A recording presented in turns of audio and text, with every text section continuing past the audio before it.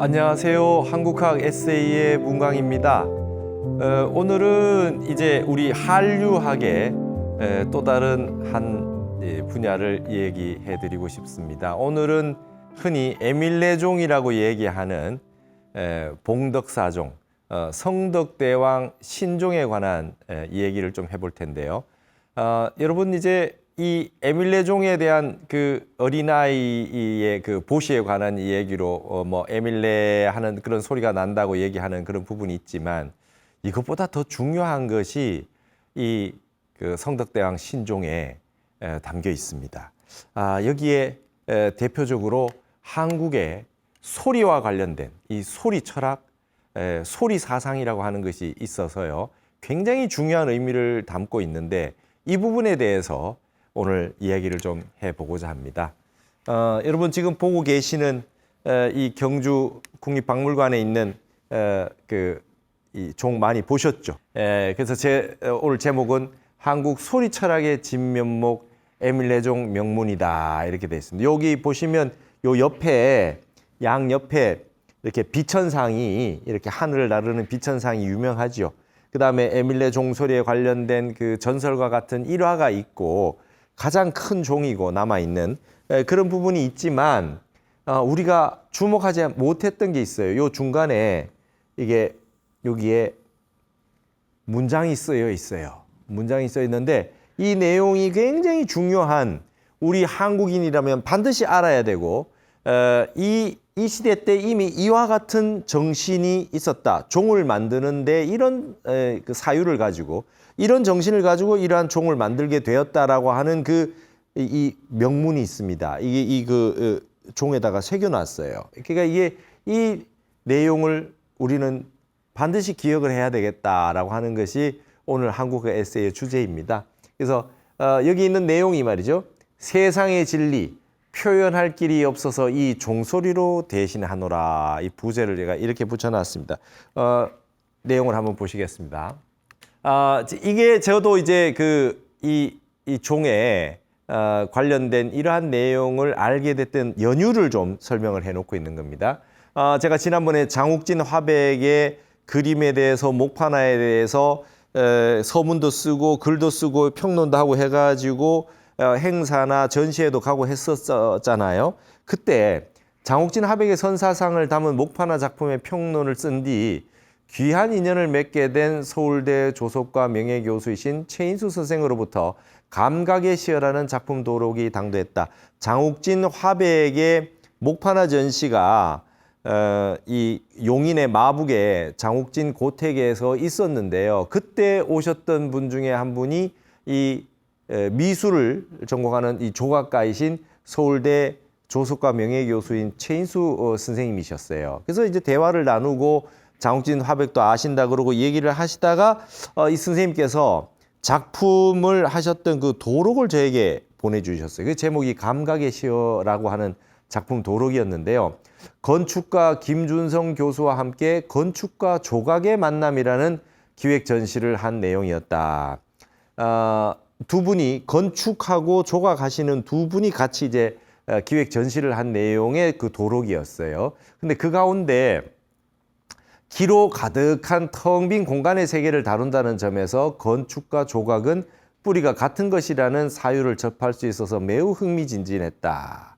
그런데 도록 뒷부분 작가와의 대화에서 너무나 놀라운 대목을 발견하고 폭포수를 맞은 것과 같은 전율을 느끼게 되었다. 이 최인수 선생의 이 작가와의 대화 부분이 나오는 부분에 이런 내용이 있었어요.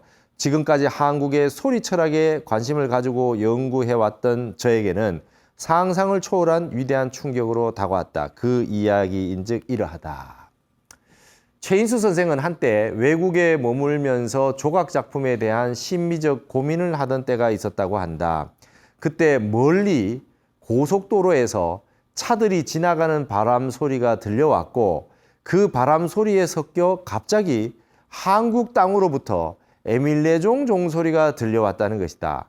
본인 스스로 환청일 것이라고 말하고 있지만 그 소리가 뜬금없이 들린 것만은 아니었다. 선생은 젊은 시절에 국립중앙박물관장이셨던 최순우 선생을 따라서 경주에서 에밀레종 종소리를 녹음하러 다녔던 적이 있었는데 그때의 강렬한 기억이 뇌리에 깊이 남아 평생의 화두가 되어 있었다고 한다. 그 순간에 그 기억이 다시 살아난 것이었다.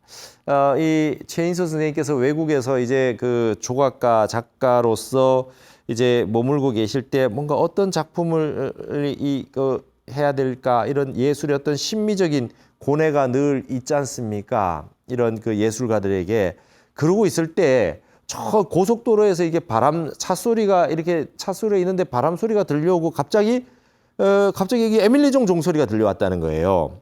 그게 이제 젊으셨을 때 이 박물관에서도 일하시고 하셨을 때 최순원 선생 따라서 에밀레종 종소리를 치면은 그게 녹음을 하는 거. 지금 잘 못 치게 돼 있잖아요. 우리가 이제 녹음한 소리를 듣고 있는데 그때 녹음해 놓은 종소리들을 지금 많이 듣고 있지 않겠어요?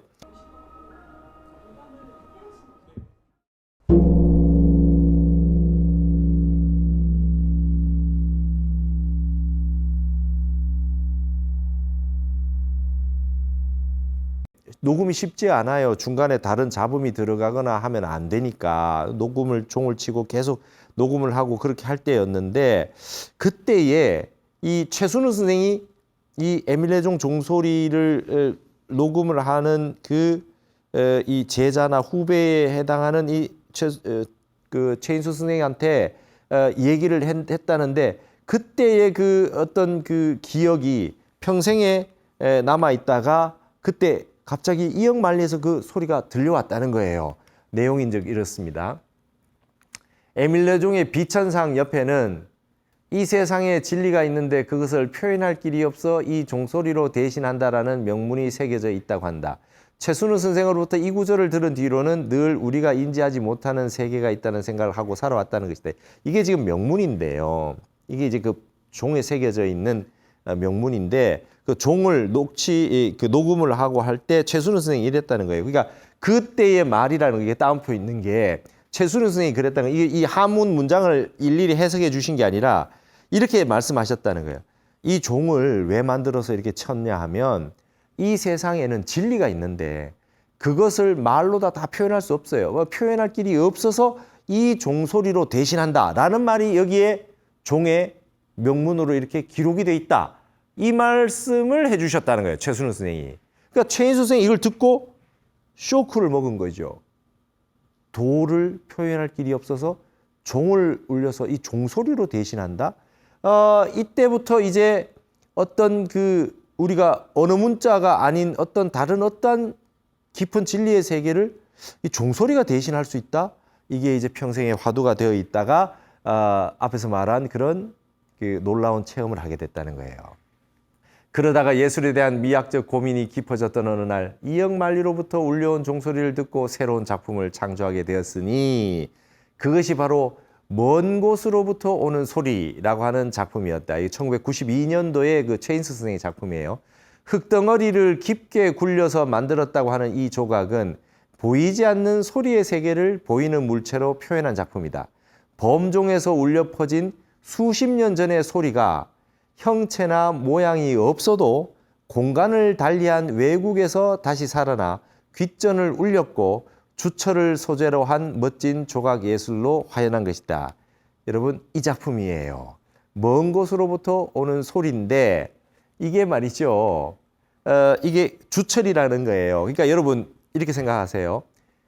신라 경주에 있는 종소리를 울렸는데 그게 쇠지 않습니까? 근데 그 소리가 울려가지고 귀에 남아서 마음속에 남아있는 거 아니에요. 그 얘기를. 근데 도를 표현할 길이 없어가지고 종을 만들어서 종소리로 그 도를 대신한다 라고 하는 말이 마음속에 남아있다가 이역만리에서 조각가로서 예술가로서 어떤 작품을 할까 그러는데 저기 차 지나가는데 그 바람 소리가 갑자기 이쪽으로 오더니 종소리로 들렸다 이거예요. 그래서 여러분 종소리는 소리라고 하는 것은 눈에 보이지 않고 형상화할 수 없는 거지요. 도를 말로 표현할 수 없고 형상화할 수 없듯이. 근데 거기에서부터 종이라고 하는 종을 울려서 소리로 도를 전해준다라고 하는 이 에밀레 종의 그 종, 그 쇠. 거기에서 다시 소리가 왔듯이 그걸 듣고 다시 이분은 먼 곳으로부터 오는 소리라고 하는 그 소리를 다시 이렇게 에밀레종처럼 주철을 제조해가지고 해서 이렇게 흙덩어리를 깊게 굴려서 만들어가지고 이렇게 이 새로 작품을 만드셨다는 거예요. 그러니까 이게 지금 먼 곳으로 오는 보통 소리라는 거예요. 소리가 보이지 않잖아요. 근데 이렇게 만드신 거예요. 그러니까 이 엄청난 어떤 그런 세계가 만들어졌는데 이거를 딱 보고 나서 그냥 뭐지? 뭐 이렇게 한 이렇게 3m 정도 되는 이런 4m 가까이 되는 이러한 뭐 이거 둥그렇게 말아놨는데 이게 뭐지? 했는데 이게 먼 곳으로부터 오는 소리라는 거예요. 제목이 이게 한국의 에밀레종과 관련돼 있다는 거예요. 예, 성덕대왕 신종과 관련돼 있다는 거예요. 그러니까 이게 이제 하나의 엄청난 얘기입니다. 여러분, 우리는 소리는 보이지 않아요. 근데 보이지 않는 소리를 우리는 분명하게 인식을 하죠. 있단 말이죠. 그러니까 도라고 하는 것도 보이지도 않고 들리지도 않을 수도 있지만 그게 도라고 하고 있단 말이죠. 우리 인식 속에 들어왔단 말이죠. 마음 속에 들어와 있는 거예요. 이게 아주 굉장히 엄청난 철학이 담겨 있습니다. 최인수 선생님 이 사진입니다. 저랑 장옥진 선생님 화백에 전시회 때 만나서 선생님이 저랑 이렇게 대화를 나누시더니 장옥진 선생의 이 평론을 아주 잘하신 것 같다고 그러시더니 이 도록을 보내왔는데 저는 여기서 엄청난 또 하나의 큰 개발을 받았고 충격을 먹었죠. 저도 이제 소리에 대해서 굉장히 연구를 많이 하고 있고 이근 원통이라는 게 있잖아요. 그래서 이제 연구를 하고 있었는데 여기에 지금 여러분 에밀레종의 맨 위에 있는 이 음통인데요. 이걸 이제 이 용류라 그러죠. 용이 이렇게 새겨져 있어요. 이 세계는 진리가 있는데 그것을 말로 표현할 길이 없어서 종을 만들어 울려서 소리를 통해 진리를 드러나게 했다는 말이 오묘하지 않은가. 이것이 이미 1350여 년 전에 한국인의 사상이었다는 것은 실로 감동적인 사태이다. 근데 여기 한국의 동종에서만 찾아볼 수 있는 게 이 소리의 울림을 도와주는 이 음통입니다. 음통. 이게 소리에 대해서 얼마나 많이 연구를 했는지 소리로 진리를 나타낼 수 있다라고 했기 때문에 이 소리가 어떠한 거냐에 대해서 얼마나 연구를 많이 했겠어요. 이 신라 시대 때. 그러니까 여러분 그게 에밀레종 종소리가 뭐 잘 나느냐 안 나느냐 아이를 시주를 했느냐 안 했느냐 이 살생의 문제까지 나오면서 이런 전설이 있지만 사실상 여러분 앞으로 이제 이 에밀레종이라고 하는 이 종, 성덕대왕 신종이라고 하는 이 종 하면은 한국인이 제일 먼저 떠올려야 되는 건 이겁니다. 진리를 말로 표현할 수 없어가지고 도를 말로 표현할 수 없어서 종을 쳐서 소리로 도를 표현하려고 이 종을 만든 거다라는 거예요. 이게 지금 핵심이에요. 이거를 놓치면 우리는 우리 문화를 제대로 보지 못하는 거예요. 여기 위대한 정신이 있어요. 도라는 것이 언어와 문자가 끊어진 세계임은 동아시아 문명에서는 공인된 상식에 속한다. 도는 말로 할 수 없는 거잖아요. 그렇다면 무엇으로 도를 깨닫고 그것을 표현할 수 있다고 했던가?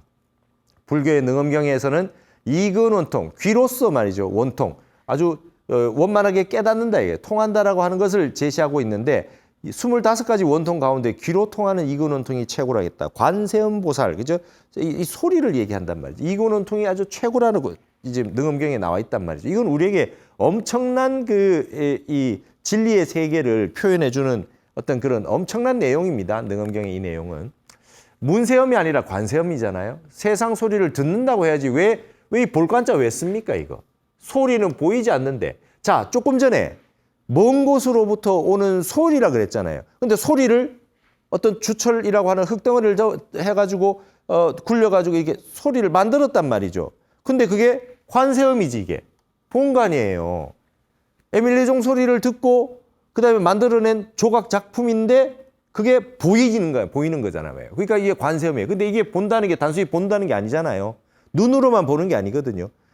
예를 들면 종소리가 들렸다. 그랬을 때 이렇게 또 듣고 나서 이걸 종소리를 보았다라고 할 수 있는 거죠. 종소리를 본 거예요. 이 보는 건 눈으로만 보는 게 아니에요. 마음으로 보는 것도 다 보는 거니까. 이게 문세음이 아니라 관세음이라는 거죠. 관세음 보살은 귀로 깨달았으며 세상의 모든 음을 관할 수 있어서 대자대비의 지혜를 발휘하신다는 것이다. 여러분 화엄경도 그래요.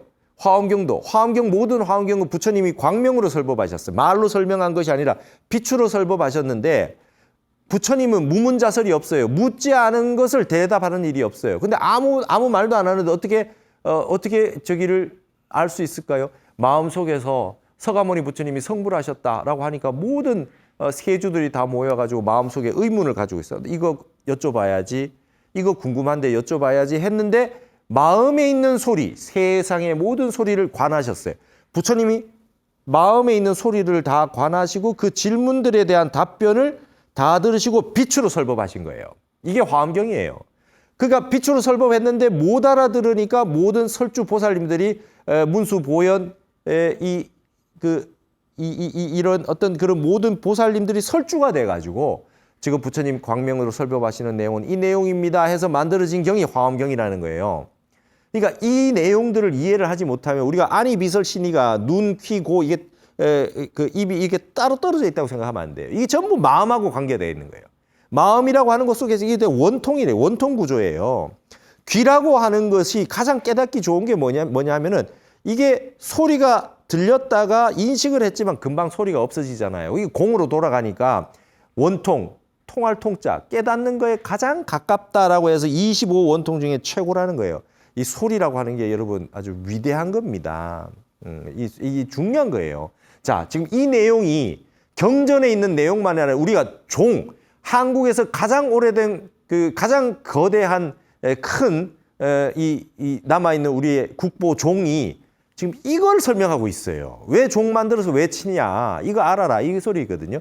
귀로 듣는 소리는 눈으로 보이는 색경과는 달라서 영원한 실체가 없는 공한 이치를 가장 잘 보여준다. 지금 눈앞에 보이는 세계가 공하다는 것은 쉽게 믿을 수 없다. 이 지금 눈앞에 뭐 있잖아요. 이게 지금. 이거 뭐 있잖아요. 있는데 이걸 자꾸 공하다고 하니까 잘 믿을 수 없어요. 에? 색즉시공, 공즉시색 계속 얘기해도 못 믿겠어. 이게 몸뚱이 있는데 여기 있는데 왜 없다 그래? 왜 공하다 그래? 근데 소리는 없죠. 지금 30분 전에 10초 전에 제 소리가 없잖아요. 없어졌어요. 분명히 눈앞에 존재하고 있고 손으로 만질 수 있는 것임에도 공하다니 이것이 무슨 뜻인가? 눈으로 색경의 세계, 눈의 세계는 이렇게 믿을 수 없지만 공의 세계를 말이죠. 세상 소리를 관한다. 이 관세음보살은 이 엄청난 지혜가 있는 겁니다. 이 세상의 모든 존재자는 인연에 의해서 잠시 존재하고 있을 뿐이요. 영원한 실체가 있어서 영생하는 것이 아니라는 것이 바로 공사상의 핵심이다. 연기로 이루어져 있고 인연으로 만들어져 있는 거고 자성이 없어서 실체가 없으므로 이를 무아라고도 하고 공이라고도 하는 것이다. 이 진리에 가장 잘 부합하는 감각기관과 경계가 바로 귀의 대상인 소리다. 10분 전의 소리는 분명히 있었으나 시간이 지나고 나면 사라지고 없으니 과연 연기무자성 공의 진리에 정확히 부합되는 것이다. 소리라고 하는 것이 인연으로 만들어진 거지 이게 영원히 실체가 없는 무자성이고 이게 공이다라고 하는 것을 가장 알기 쉽게 이해할 수 있는 게 이근원통이에요. 이 소리라는 거예요. 그러므로 옛적부터 소리로 깨쳤다는 도인이 무수히 많았고 불교에 입문하면 소리내어 경전을 독송하거나 연부를 하거나 다른 일을 외우게 시켰던 것이다. 여러분 망공 스님도 이게 종치시다가 그죠? 이 일체 유심조라고 하는 화엄경 이 사구계를 종치시다가 깨쳤잖아요. 이게 지금 소리라고 하는 게 어떤 말을 듣거나 어떤 그 소리를 듣거나 해서 깨달은 분이 굉장히 많아요. 갑자기 공의 사상을 공이라고 하는 걸 그냥 단박에 깨달을 수 있는 내용이다. 이근원통 중에 최고고 이게 관세음보살과 통한다 이거죠. 이 세상의 진리를 드러내기 힘으니 종을 만들어서 소리를 내어 진리를 표현한다는 사유가 8세기 한국인의 정신이었다는 것은 참으로 고차원적이며 위대한 소리 철학의 발현이다. 700년대의 한국의 소리 사상, 소리 철학, 이근원통 이런 어떤 깊이 있는 아주 높은 수준의 사상이 한국의 현물로 딱 그냥 우리 문화재로 남아있는 게 바로 성덕대왕 신종입니다. 자, 지금 이게 국립경주박물관에 이운되어 있는 성덕대왕 신종이죠. 여러분 한 번은 다 가서 보셨을 것입니다. 신라 경덕왕이 아버지 성덕왕의 공덕을 널리 알리기 위해 주조를 계획했으나 뜻을 이루지 못하고 뒤를 이어 해공왕이 771년에 완성한 것이 바로 에밀레종 전설로 유명한 성덕대왕 신종이다. 국보 29호요. 높이 3m 66이 되는 미터에 3.66m의 무게가 18.9톤이나 되는 거대한 범종이다. 이 범종의 앞면에는 유명한 비천상이 있고 그 옆에는 신라에 김피로가 지은 명문장이 있다. 최인수 선생이 최순우 선생에게 들었다고 하는 원문은 바로 이것인데 이 성덕대왕 신종의 명의 첫 구절은 위대한 한국학의 전형이 되기에 충분하다고 생각되어 문장을 그대로 옮겨본다. 이게 여러분 아까 그 종의 앞에 새겨져 있는 문장입니다. 지극한 도는 형상의 바깥을 포함하므로 보아도 그 근원을 볼 수가 없으며 큰 소리는 천지사이에 진동하므로 들어도 그 울림을 들을 수가 없다.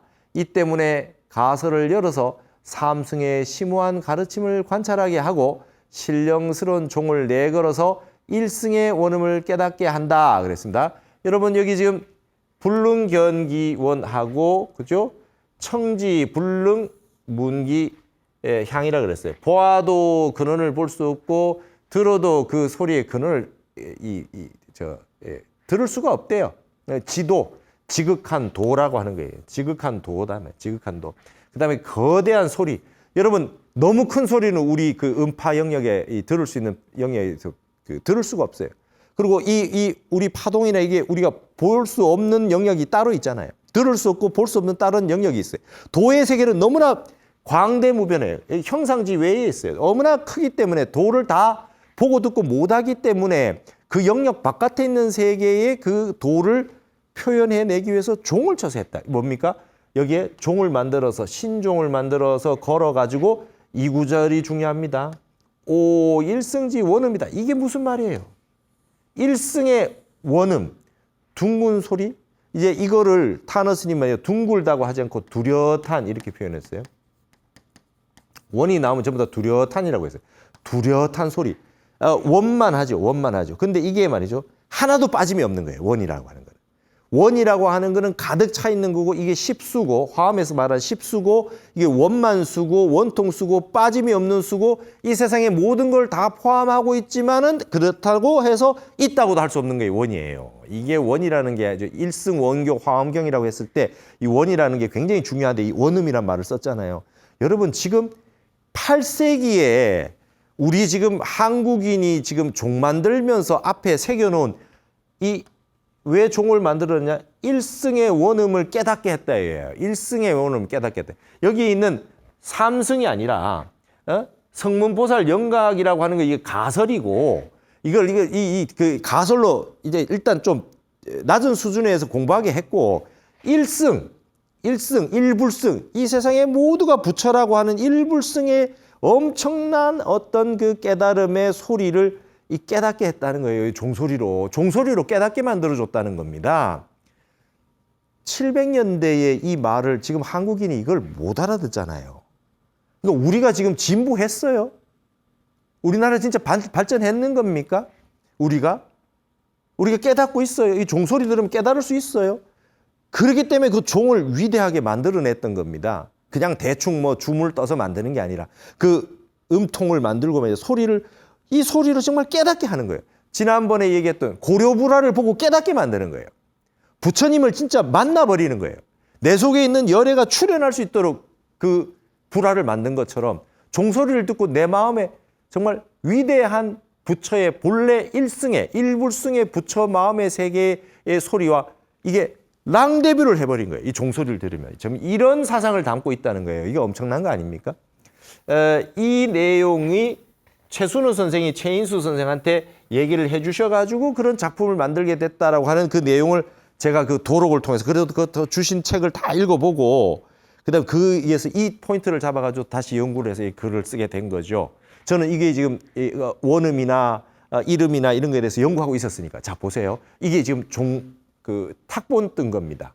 탁본 뜬 건데 종 앞에 탁본 뜬 건데 여기 보시면 오일승지 원음이라는 게 요 구조 여기 있어요. 이게 종이 시작하자마자 이게 이 명이 어떻고 이렇게 나와가지고 여기서부터 이게 지도, 지극한 도는 포함어 형상지외 하고 이렇게 나오는데 여기에 신묘한 종을 걸어다가 오일승지 원음이다라고 하는 구절이 여기에 있어요. 우리가 이제 성덕대왕 신종하면 이걸 제일 먼저 깨달아야 돼. 원음을 깨닫겠다. 도는 말로 설명할 수 없기 때문에 원음을 깨닫겠다. 자, 이 구절을 가지고 보셔야 되는데 이게 1915년에 구경주박물관으로 지금 이동하고 있는 모습이에요. 지금 18.9톤입니다. 어마어마한 옛날 사진이에요. 그래가지고 또 이제 70년대 돼서 이제 지금 경주박물관으로 다시 옮겼는데요. 자, 원음과 일승의 만남이에요. 신종을 내걸어서 일승의 원음을 깨닫게 한다라는 구절은 요한복음에서 말한 태초의 말씀과 원효가 대승기실론서에서 원음을 주석하면서 말한 일음, 일체음, 중음, 무음의 의미와 같이 함께 깊이 사유해 보아야 한다. 이거는 요한복음에서 말한 태초의 소리라고 하는 태초의 말씀, 이 태초의 말씀이 있었나니라 이래요. 소리가 있었다는 거예요. 빛 보다가 말씀이 그 말씀이 먼저 있었던 거예요. 빛이 있으라 하심에 빛이 있었고 이렇게 나오잖아요. 창세기에. 빛 보다가 소리가 먼저 선재했다는 거예요. 이 소리는 뭐겠어요? 이 원음이죠. 소리가 없는 소리예요. 이거는 소리가 끊어진 세계의 소리. 일승의 원음이다. 이거를 이렇게 일승의 원음이라고 이렇게 그 에밀레종의 명문을 본 사람은 이런 거를 이제 이렇게 주석 달아야 됩니다. 이게 지금 한류학이고 한국학이에요. 요한복음 딱 읽으면 한국적 신학으로 태초에 말씀이 있었나니라 이렇게 나오면 그 태초의 말씀 로고스라고 하는 게 뭐냐? 일승의 원음이다 이렇게 주석 달아야 된다고요. 소리가 끊어진 소리예요. 말이 있는 소리가 아닙니다. 이거는 영역 밖에 있는 세계예요. 인간의 사유와 어떤 안이비설 신의를 떠난 세계예요. 관세음 보살을 했을 때 세음을 다 관한다라고 하는 그 엄청난 이거하고 분석을 해야 돼요. 그리고 여러분 대승기실론에 이 원음이 나와요. 그래서 원음에 대해서 이 원효 대사가 대승기실론서에서 주석을 얼마나 잘 달아 놓으신지 아십니까? 저는 이걸 굉장히 깊이 연구하고 있었거든요. 그러다가 에밀레종을 만난 겁니다. 이 명문을 말이죠. 자, 그러면 조금 자세하게 한번 볼까요? 종소리를 울려서 일승의 원음을 깨닫게 했다는 것이 범종을 제작한 이유라는 것은 신라의 철학이 도달한 경지를 단박에 알 수 있게 해준다고 하겠다. 솥의 국맛을 알고자 하면 다 먹어볼 필요가 없이 그 속에 고기 한 점만 먹어보아도 안다고 했던 경구가 떠오른다. 삼국유세 이련 스님이 의상대사 책이 많이 남아있지 않지만 법성계 하나만 봐도 의상대사의 경지를 다 알겠다. 손맛을 다 볼 필요가 없다. 고기 한 점만 먹어보면 안다라고 했던 말이란 말이에요. 우리가 지금 그 성덕대왕 신종에 있는 명문만 봐도 그때 당시 우리 한국인의 수준이 어디에 도달해 있느냐 이게 알 수 있다는 겁니다. 이 문화로 다 알 수 있다는 거죠. 이처럼 한국의 모든 문화예술은 깊은 철학과 사상에 기반한 탁월한 미학적 승화에서 비롯된 것이다. 자, 이런 거 가지고 이제 BTS 같은 거 이런 거 얘기해야 된다고요. BTS가 나 자신을 사랑하는 걸 아무도 막을 수 없어 이런 얘기 했을 때 우리가 노래하고 있는 사운드, 음악 이런 것들은 일승의 원음을 소리를 말로 할 수 없는 진리의 세계가 현현해야 되고 인간의 근원적인 마음이라고 하는 것이 드러나야 된다라고 하는 이 내용이 이미 700년대에 있었던 정신이 현대 음악으로 나온 것이다. 이렇게 이제 우리가 한류학을 새롭게 얘기해야 된다 이 말입니다.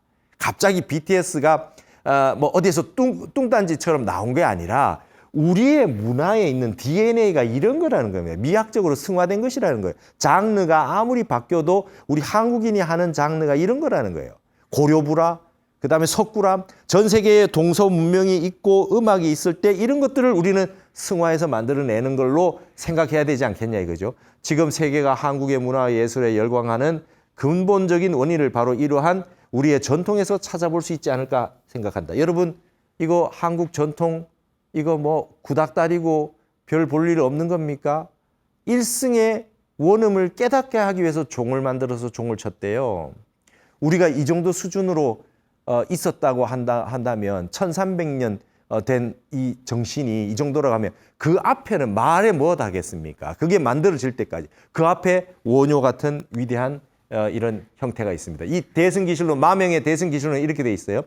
열애가 세상에 계실 적에는 중생의 근기가 예리하고 설법하는 사람도 색심의 업이 수승하여 원음으로 한번 연설함에 원음일연이라 그래요. 원음일연. 원음으로 한번 연설함에 다른 종류의 중생들이 똑같이 이해함으로 논을 필요로 할 필요가 없었다. 여러분 해석이 필요 없었다는 거예요. 부처님은 원음으로 원음으로 한번 설하고 나면 일체 중생이 다 그냥 깨달았다는 거예요. 동물까지도. 그 다음에 눈에 보이지 않는 세계의 그 어떤 존재, 어떤 중생도 부처님의 원음을 한 번만 들으면 다 알았다는 거예요. 각자 다 이해를 했다는 거예요. 근데 중생의 근기가 예리했기 때문에 그게 안 되니까 언어 문자가 필요해서 논이 필요했다. 이렇게. 이게 지금 대승기실론에서 말하는 원음입니다. 이게 원음이에요. 자, 이 원음이라고 하는 이런 그 내용이 있는 건 이미 대승기실론에 이런 게 이미 있었고, 그 에밀 레종이 있기 이전에 그 원효 대사가 여기에 대해서 주석을 다 달아놨잖아요. 자, 이거는 이제 한문본으로는 이렇게 뒤에 보시면 이렇게 복잡한 문헌이 있는데 제가 이거를 일단은 화면에 증거로 남겨놓기 위해서 이렇게 다 했는데 이거를 이제 우리 한글로 된 걸 한번 읽어볼게요. 자, 이 원음이 뭐냐? 지금 그 마명의 대승기실론에 간단하게 원음이라고 뚜렷한 소리, 원만한 소리 딱 하나밖에 없는데 원효가 이걸 어떻게 주석을 달아놨느냐? 원효 대사의 수준이 클래스가 어느 정도 되는가 이걸 한번 보시란 말이죠. 무슨 뜻으로 이름이니 원음이니 말하는 것인가? 참으로 같은 때 같은 모임에서 다른 종류의 중생들이 똑같이 이해함으로 말미암아 그 근성에 따라서 각각 이름을 얻고 다른 소리는 듣지 아니하여 창난되지 아니하니 이처럼 음의 기특함을 나타내기 때문에 이름이라고 했다. 여러분, 어떤 형태로 부처님이 설법하셔도 중생들이 근기가 예리해서 똑같이 알아듣는데요. 그래서 이름이래요. 원음은 이름이에요. 우리가 지금 말을 하면 여러 사람이 들으면 다 다르게 듣잖아요. 그 스님이, 문광 스님이 이렇게 얘기했어. 이 말 한마디에 다 다르게 그냥 해석을 붙이고 다 다르게 생각을 한다. 그게 아니라 부처님이 설법했을 때 근기가 예리한 중생들은 듣자마자 똑같이 이해를 했어요. 이 이름이에요. 근데 이 소리가 원음은 말이죠. 말로 내뱉지도 않은 소리예요. 빛으로 막 설법하고 화엄경처럼 빛으로 설법하고 소리가 없는 말로 설법을 해도 다 알아들어요. 그래서 이름이었대요. 이름.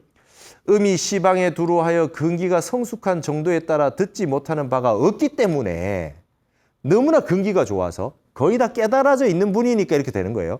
원음이라 이름하는 것이지 허공처럼 두루 가득 차 별다른 운국이 없는 것을 이르는 것은 아니다.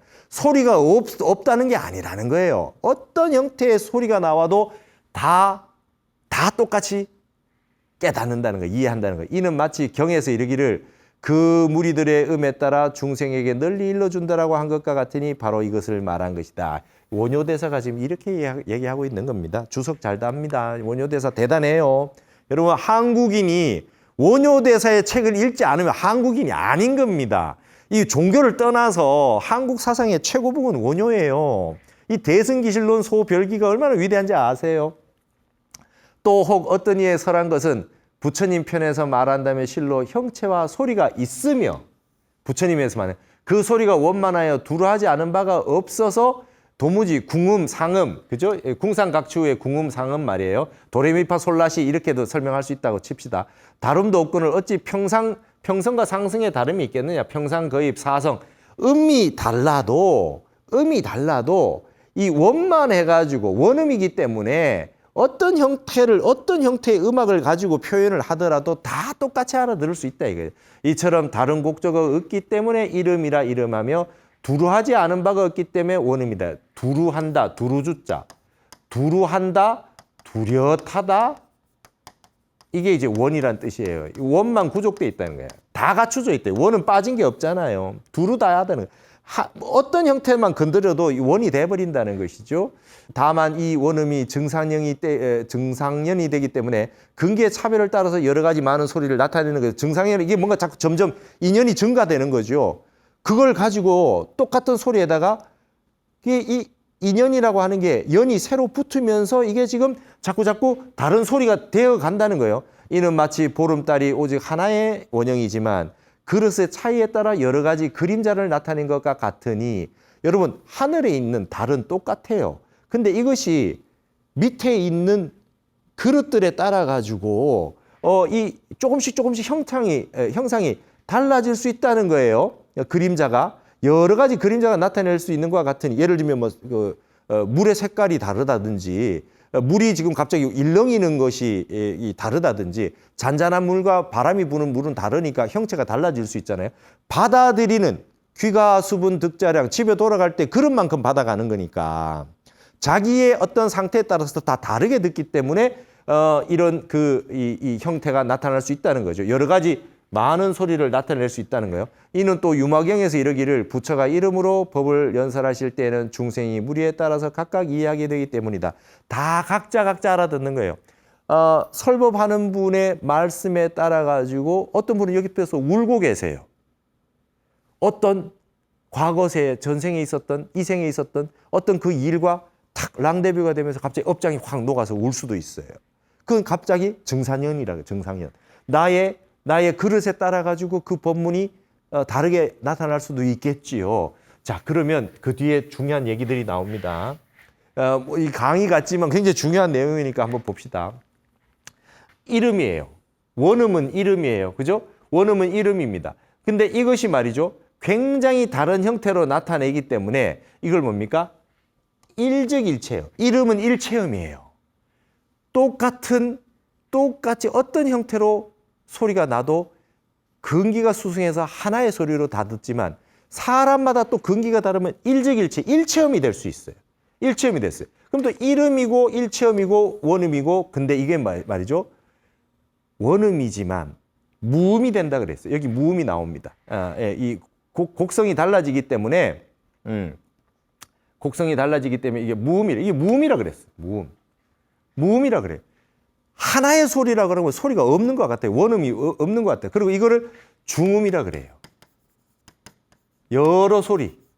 그죠? 그럼 일체음이 돼요. 그 다음에 이건 무음입니다. 무음이에요. 그 다음에 이건 이름이에요. 이걸 원음이라 그래요. 원음이라 그래요.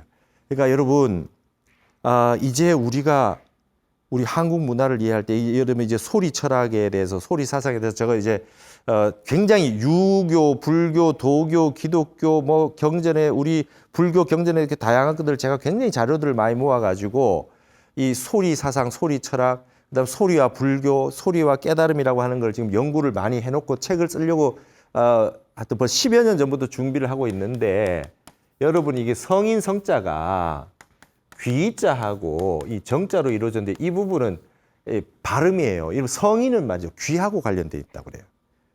60의 이순이라는 말이 여기서 오는 겁니다. 귀라고 하는 게 깨달음과 굉장히 관련이 깊은 건데 여러분들 지금 우리가 알고 있는 인간이 언어로서 듣고 보고 할 때 이 소리를 듣고 말을 언어 문자를 써서 한다는 게 얼마나 많은 깨달음에 도움을 줍니까?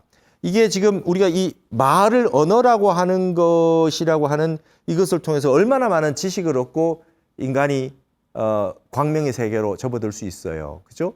그래서 이 소리라고 하는 게 굉장히 중요합니다. 근데 이제는 이 귀가 말이죠. 귀는 설문회자의 해석에 보면 귀는 통야라 이렇게 되어 있습니다. 통야. 귀는 통하는 것이다 이거예요. 소리라고 하는 거. 소리라고 하는 거, 이 의미. 그리고 여러분 이 법화경에 보면 말이죠. 묘음보살품부터 시작해가지고 견보타품에 이 하늘에 올라가서 설법하고 난 다음에 이렇게 내려오는 데는 말이죠. 전부 소리에 관련된 내용이 나와요. 보현보살이 동쪽에서 오실 때 위대한 음악들이 막 소리들이 나오고 이런 여러분 그 경전에서 봤을 때 그 음이 많이 나옵니다. 천신들이 나오고 보살님들이 등장하고 법문하고 할 때 하늘에서 수없이 많은 이 음들이 등장하기 시작을 해요. 이 소리라고 하는 거에 대해서 여러분들 연구를 많이 하시고 공부를 많이 하셔야 됩니다. 지금 엄청난 화두를 던진 거예요. 엄청난 화두를 던진 겁니다, 제가. 이거는 굉장히 중요한 내용인데, 자, 여기 앞에서 신종을 내걸어서 일승의 원음을 깨닫게 한다라고 하는 구절은 이 원음이 이름이요, 일체음이요, 중음이요, 무음이라고 하는 의미와 깊이 생각을 해봐야 됩니다. 그래서 여러분 여기에 무음이 돼버리면 뭡니까? 이게 선이 되는 거죠. 언어 문자가 끊어진 세계. 정말 깨달음의 세계. 오일승지 원음이다. 이 원음을 깨닫는 세계가 바로 이 선의 세계입니다.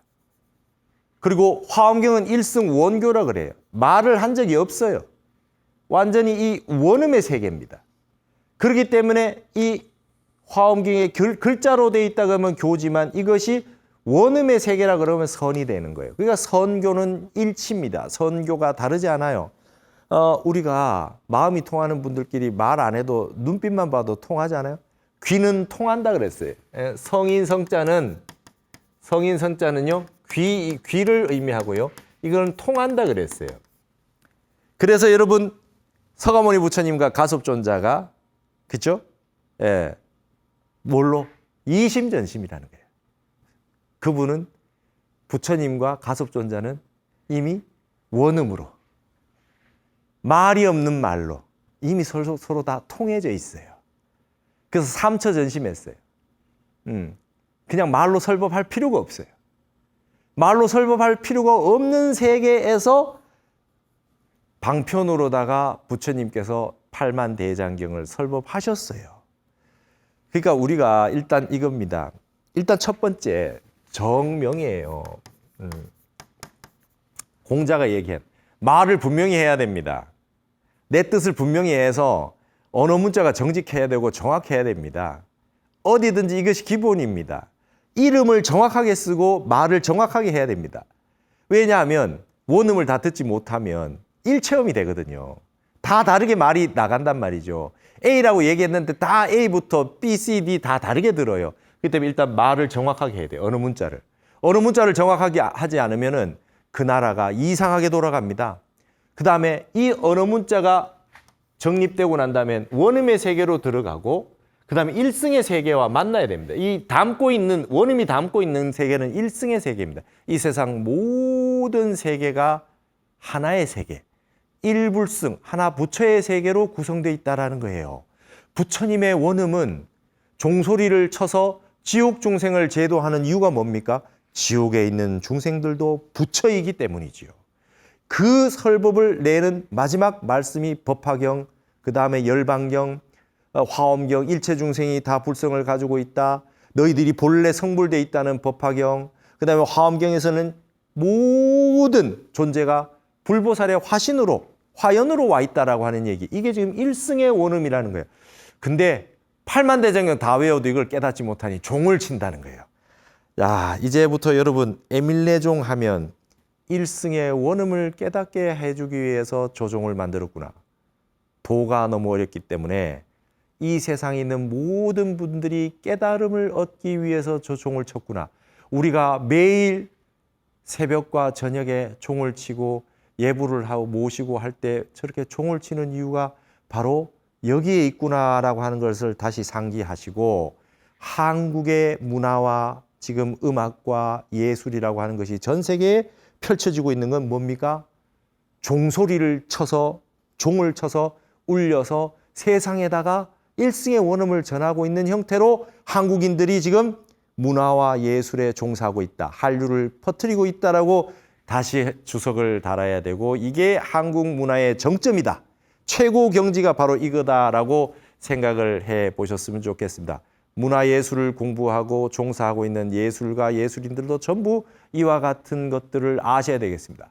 최인수 선생님께서 옛날에 에밀레종 종소리를 녹취를 할 때 최순우 선생님이 이 말씀을 해줘서 그 위대한 그 선생님의 대표작인 먼 곳으로부터의 오는 소리라고 하는 작품을 만드셨고 전 세계 사람들이 이 작품을 감명을 받고 공감을 했다 그래요. 자, 여러분 한국이 보통 나라가 아니라는 것을 이제 숭후하시겠습니까? 여러분 한국인의 최고의 숙제와 과제는 한국을 제대로 아는 것입니다.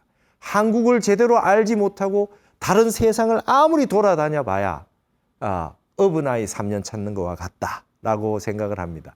한국의 위대한 문명을 찾아서 여러분들 우리 역사를, 우리의 전통을, 우리의 이 사상을 다시 한번 공부해보는 시간들이 되었으면 좋겠습니다. 오늘 한국학 에세이는 여기서 모두 마치겠습니다. 감사합니다.